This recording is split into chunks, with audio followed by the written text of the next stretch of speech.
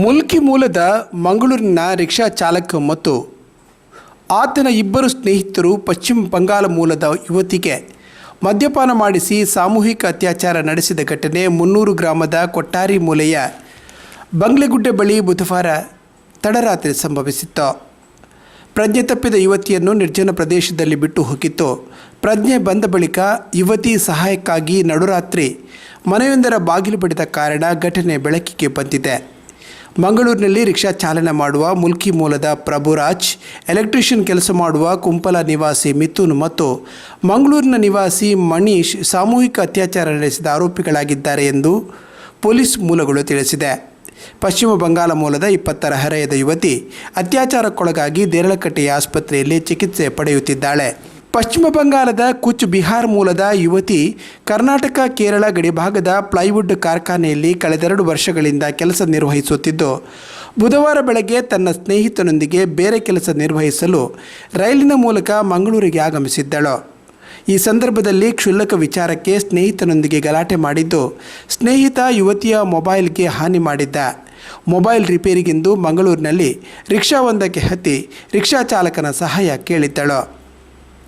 Mobile ರಿಪೇರಿಗೆ ಆರೋಪಿ ಪ್ರಭುರಾಜ್ ರಿಕ್ಷಾಕ್ಕೆ ಹತ್ತಿದ್ದ ಯುವತಿಯನ್ನು ಆತ ಮೊಬೈಲ್ ರಿಪೇರಿಗೆ ಕೊಟ್ಟು ಸುಮಾರು 5 ಗಂಟೆಗಳ ಕಾಲ ರಿಕ್ಷಾದಲ್ಲೇ ಸುತ್ತಾಡಿಸಿದ್ದ.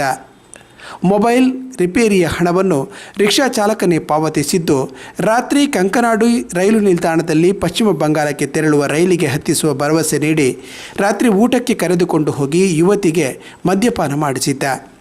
ಈ ಸಂದರ್ಭದಲ್ಲಿ ತನ್ನಿಬ್ಬರು ಸ್ನೇಹಿತರಾದ ಕುಂಪಲದ ಮಿಥುನ್ಗೆ ಮತ್ತು ಮಂಗಳೂರಿನ ಮಣಿಗೆ ಫೋನ್ ಹಾಯಿಸಿ ಅವರನ್ನು ಕರೆಸಿಕೊಂಡಿದ್ದ. ಈ 3 ಆರೋಪಿಗಳು ಯುವತಿಯನ್ನು ಮುನ್ನೂರು ಗ್ರಾಮದ ಕುತ್ತಾರು ನೇತ್ರಾವತಿ ನದಿ ಬದಿಯ ಬಂಗ್ಲೆಗುಡ್ಡೆ ಬಳಿ ಕರೆದೊಯ್ದು ಸಾಮೂಹಿಕ ಅತ್ಯಾಚಾರ ನಡೆಸಿದರು ಎಂದು ಪೊಲೀಸ್ ಮೂಲ ತಿಳಿಸಿದೆ.